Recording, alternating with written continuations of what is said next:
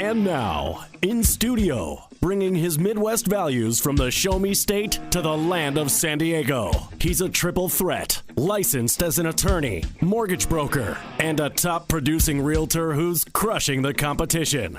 Here to deliver you what's happening in the trenches of the market. Your host, Michael Gaddis. Welcome back to the Michael Gaddis Show on AM 1170 The Answer. I am your host, Michael Gaddis of FrontierLoanGroup.com. And before I bring on my very special guest, I just want to remind everyone of my reverse mortgage workshops. I just had two of them last week in Chula Vista. My next ones are going to be in the Lakeside area in February. You can go to FrontierLoanGroup.com or call my office for more information. Those are reverse mortgage workshops. You can call my office or go to my website at FrontierLoanGroup.com for more information. So my next guest, or my special guest, is Melanie Rubin, who is from the Lawrence Family Jewish Community Center. That's LFJCC.org. Melanie's been on the show before, and she's been so gracious to come back on. So thank you, Melanie, for coming back on. Thank you for having me back. So what's happened? Anything interesting happened since you were on here back in last December? When I was on before, I mentioned that we were going to have a screening of a documentary film that's on KPBS called Reflect, and the filmmaker told me it's Reflect is where the accent is. I'm guessing because it's like recharge and re-energize.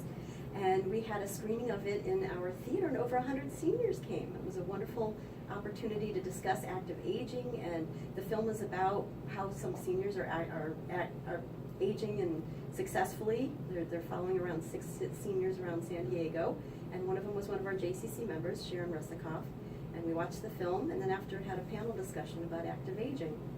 Well, we've talked before, and I think one of the things I mentioned to you before is that age is just a number. And I know it sounds like a cliche, but it's not a cliche. Because, in my world, because I encounter a lot of seniors in my reverse mortgage work, I meet seniors that are sometimes they're like, 69 going on 90, and sometimes I meet seniors that are 90 going on 65. I mean, it really is a number, and it's just a matter of how their mental state is.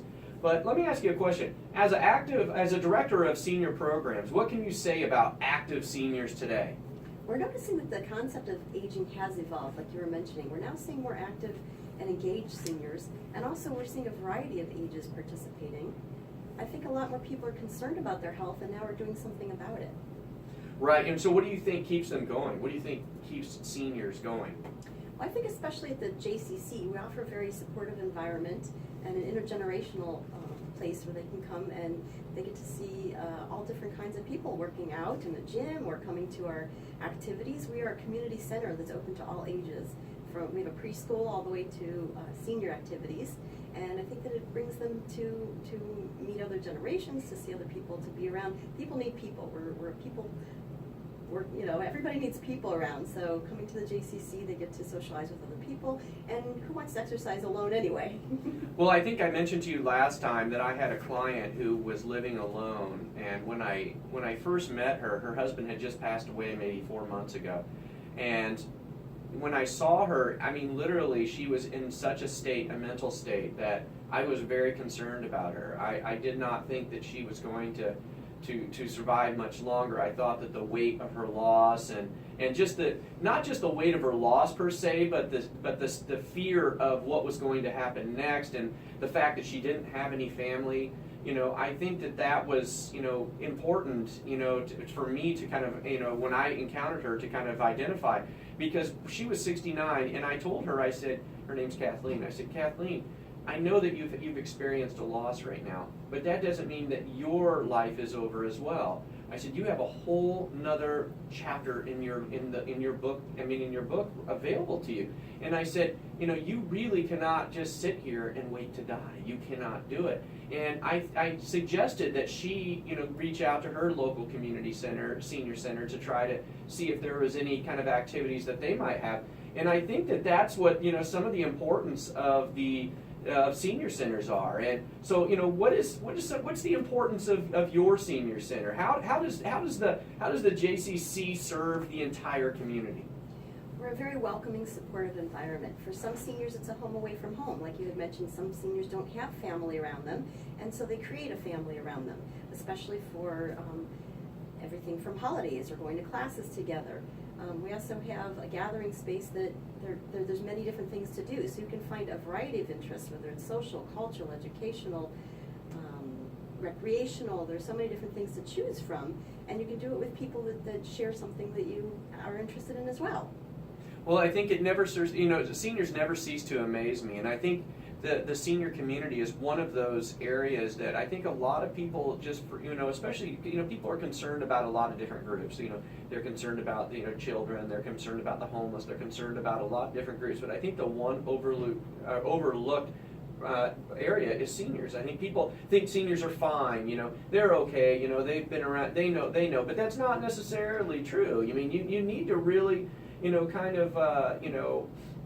keep an eye on them and make sure that, because I'll give you an example. My next door neighbor, when I first moved to California, I bought a house, and my next door neighbor was 84 years old, and he actually served in World War II, and he drove a tank for Patton in World War II, General Patton.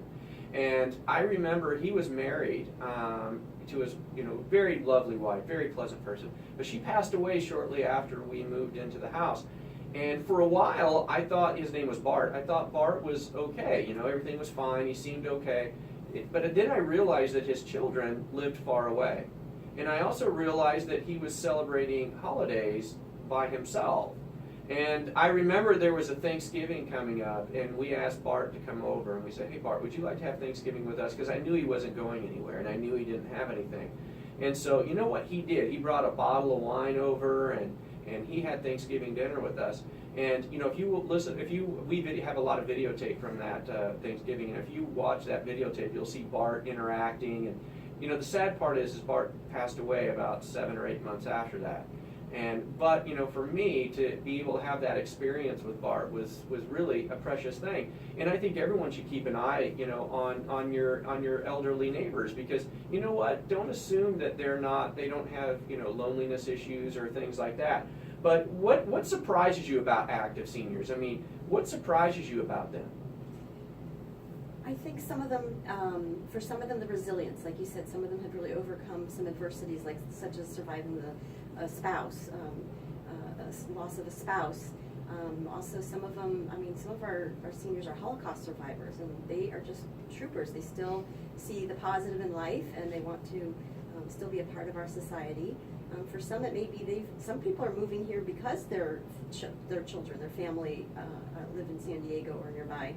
And for some, they've uprooted their entire friends and things that they used to do. So they're trying to find a new routine. So some of them have just overcome a lot of things and are coming to the center to meet new friends and to do things that they're interested in. And some are even finding companionship again. We're going to be showing another movie. This one's called The Age of Love. It's a documentary about seniors on a speed dating event, which is these 5-minute dates all in the same room, and then afterward the seniors decide, if you decide you would like to meet that person again, you would check off yes, and later on we would exchange phone numbers for them, and they'd go on dates again. So we're going to be showing that film on March 30th. So there is sometimes hope for finding love again, if that's something you might be interested in. Well, you're listening to the Michael Gaddis Show on AM 1170, The Answer. I am your host, Michael Gaddis of FrontierLoanGroup.com, and we're speaking with Melanie Rubin of the Lawrence Family Jewish Community Center, which is LFJCC.org. Melanie, I had a lady on the show a few months ago. I think Paul will remember her. She calls herself the Pink Lady, and she's like in her upper 80s. And she is a spunky woman, and I met her in Culver City. I was up there doing a reverse mortgage event up there, and she was there, and she has pink hair, and she was producing this event for seniors, for veterans, and it was comprised of a talent show for all seniors, and they had to be, I think, 62 or older to participate. And she was just so spunky and alive. She was really refreshing. She became kind of my hero because her mentally, she was just so on top of it. So when you're talking about active seniors and stuff like that and how they might surprise you, I was thinking of the Pink Lady when you said that, because she's definitely an interesting person. But let me ask you a question: how can inactive seniors begin, and what does the JCC do to inspire them to do more? Because as we were talking about the lady I was telling you about whose husband just passed away, you know, she is and definitely the definition of an inactive senior. How could the JCC help someone like Kathleen?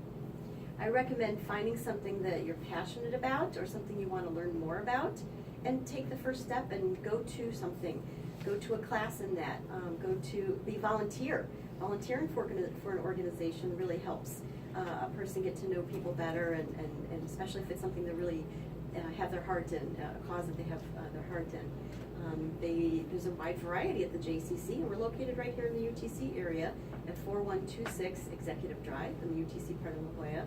And there's something for everyone there. Coming up, we have the San Diego Jewish Film Festival in February. That's an opportunity to volunteer and to see some films, and then you can, sometimes there's a discussion afterward. I recommend people go take the first step and go to a class, go to one of our community college classes, come to one of our events that I've been talking about, like our special events. And as you go over and over again, you're going to meet like-minded people because they share that interest with you, and you can strike up conversations, and sometimes you might stay after and have lunch together at the JCC. We have a cafe, we have a little restaurant. There's so many activities that they could do together, and some of our guests today will also talk about how they've made friends. Well, it sounds like there's a lot of activities at the JCC. It sounds like, and that the JCC helps people not just in the La Jolla area, but all throughout San Diego County. Is that correct? Well, our center is located in the La Jolla area, but anybody who can get to the JCC can participate in things. Plus, like our film festival I was mentioning before, it takes place in the Claremont area, it takes place in Carlsbad. There's a lot of different venues that we rent out to be able to hold some of our special events off-site.